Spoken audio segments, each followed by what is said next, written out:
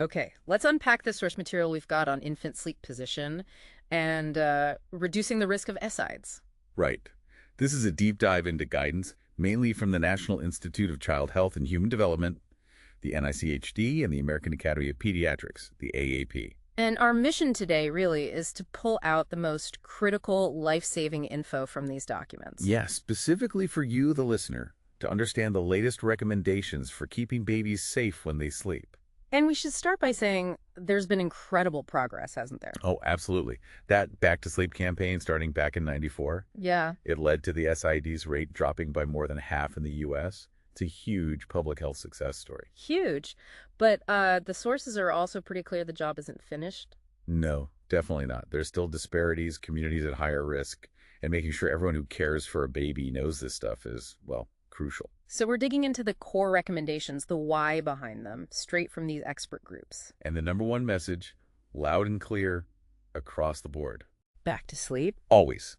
Healthy babies should always be placed on their backs to sleep. Naps, nighttime, every single time.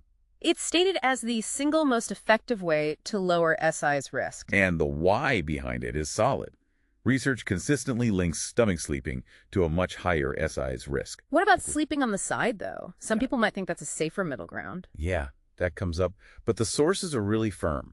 Side sleeping is not a safe alternative. Why not? Basically, it's unstable.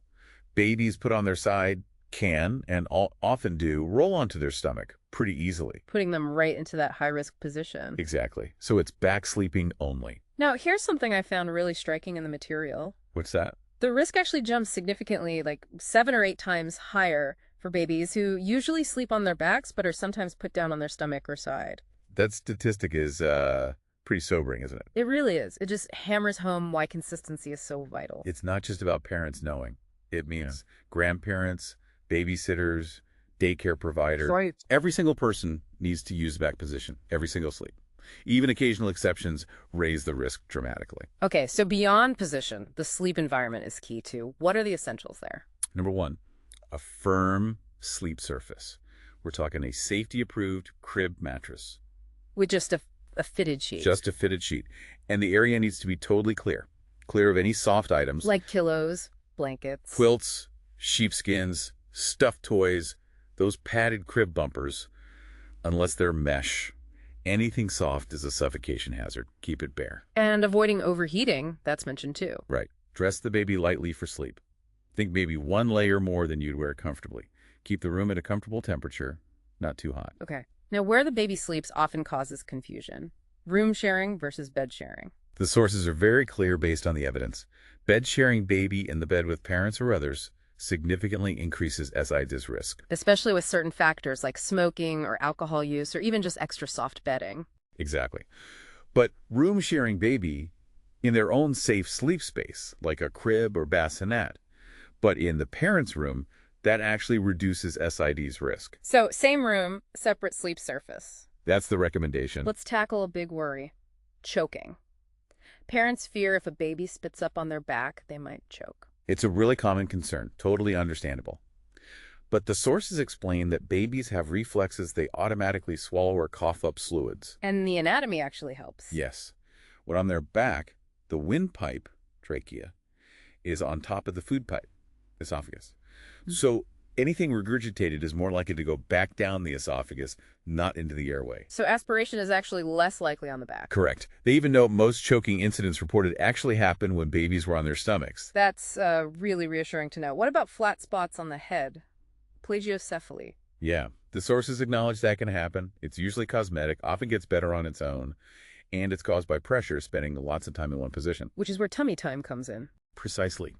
Crucial when the baby is awake and you're watching them. It's not just for preventing flat spots, right? No, it's vital for strengthening muscles they need for rolling over, sitting up, crawling. Really important developmental time.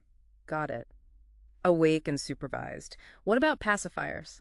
Studies do show a link between pacifier use at sleep time and a lower risk of SIDs. So, consider offering one when putting the baby down. Yeah, but don't force it. And if breastfeeding, maybe wait until that's well established, usually a few weeks in. And quickly, things to avoid. Any specific products? Avoid things marketed to reduce SIDs, like wedges or positioners. They aren't proven, could even be risky.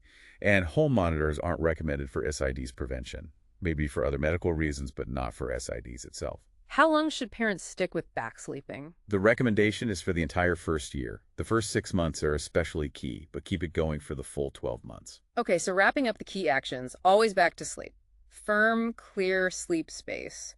Room sharing, not bed sharing. And that absolute consistency among every single caregiver, grandparents, babysitters, everyone. Spreading that knowledge widely is how we protect more infants. It really is a collective effort.